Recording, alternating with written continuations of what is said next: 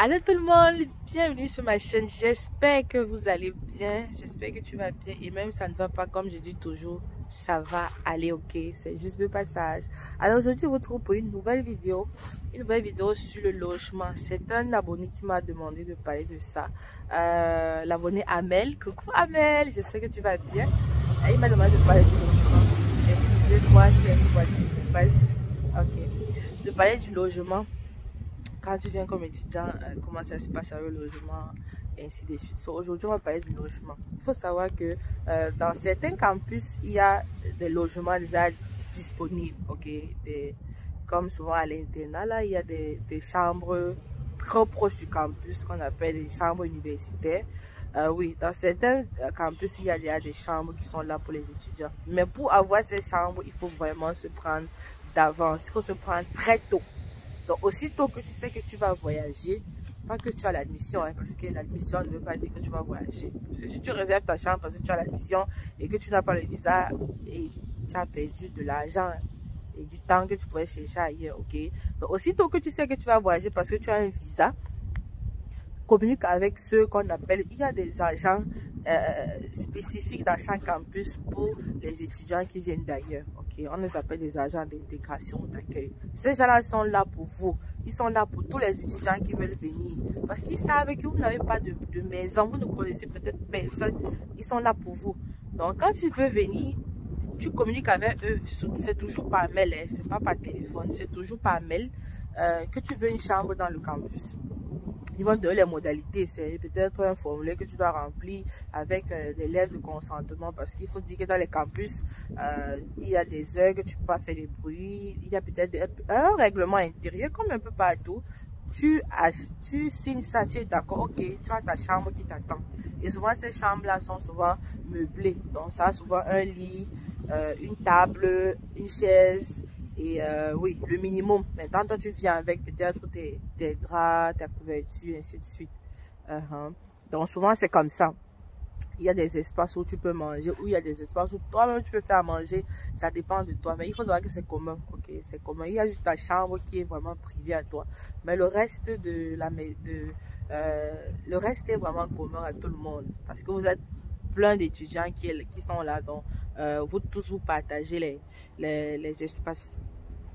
Maintenant, il y a maintenant des campus qui n'ont pas cette option-là.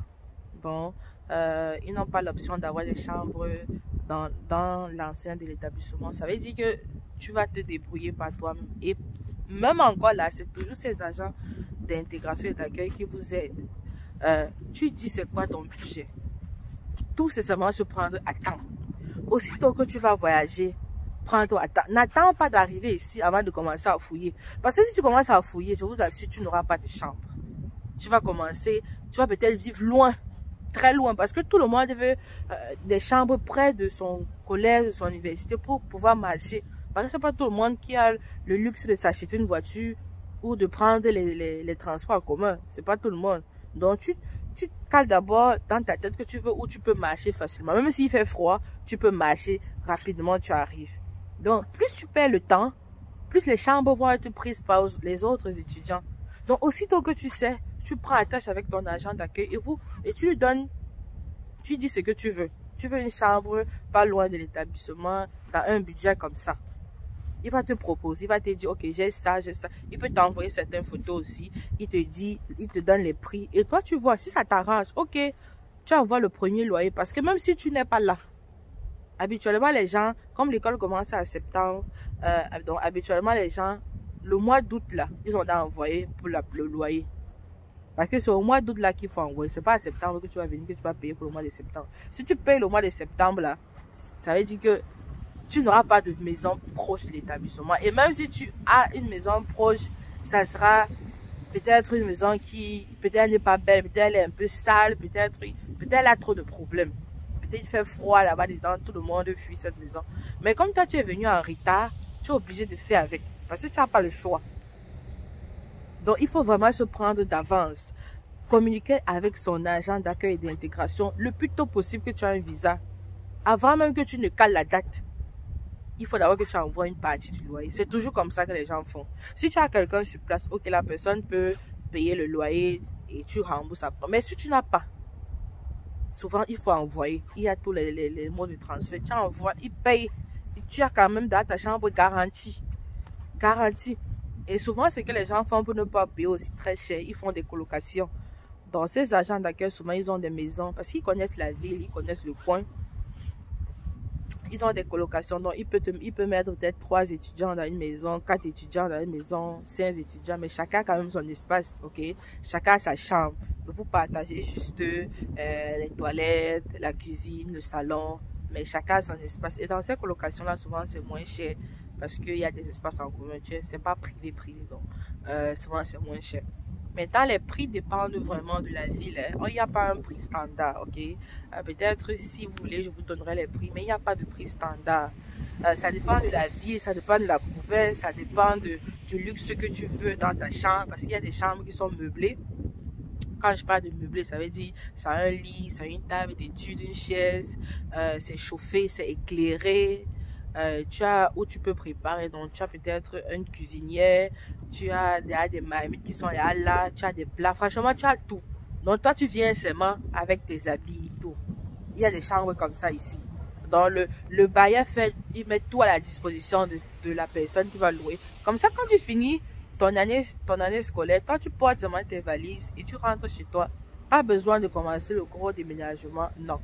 Mais il faut se dire que dans ce genre de location, c'est un peu plus coûteux parce que tu vis avec rien. Mais il y a des locations aussi qu'il n'y a rien. Donc toi, tu vas payer ton lit, tu vas payer ta table, tu vas payer toutes tes affaires. Mais dans ces genres de location, tu ne payes pas grand-chose. Mais habituellement, quand tu travailles, quand tu as un job à temps partiel, toi étudiant, tu peux payer ta maison. Tu peux payer ta location facilement quand même. C'est cher, mais dépendamment, comme je dis, de la ville où tu te trouves. Ok, dépendamment de la ville où tu te trouves, les loyers, c'est différent d'une ville dans une autre. Oui, c'est différent. Donc, c'est ça. Donc, le seul conseil que je peux te donner, toi qui veux venir au Canada pour étudier, aussitôt que tu as un visa, pas une admission, hein, aussitôt que tu as un visa, communique avec ton agent d'intégration et d'accueil de ton établissement pour lui demander de te caler, de te trouver une chambre. Si tu as quelqu'un sur place, c'est parfait. Mais si tu n'as personne, demande de parler, cause avec lui. Et aussitôt, si tu as les moyens, envoie déjà ton premier loyer qui est au mois d'août. Au mois d'août, il faut que tu aies payé pour avoir une chambre. Parce qu'en septembre, là, c'est compliqué. Tout le monde vient, et même les bailleurs augmentent encore les prix parce qu'ils voient qu'il y a beaucoup de personnes. Donc, ils vont aussi gagner un peu. Ils augmentent un peu les loyers. Alors, quand tu te prends d'avance, même en juillet, même en août, les amis, tu auras une belle chambre bien située, franchement tranquille. Donc, c'est un peu ça. Donc, tout c'est seulement se prendre d'avance. C'est seulement se prendre d'avance. J'espère que j'ai répondu à ta question, Amel. Et si tu as d'autres questions, n'hésite pas à me les écrire en commentaire. Je serai très ravie de les répondre. Sur ce, je vous souhaite en fait une très belle journée. Take care, guys.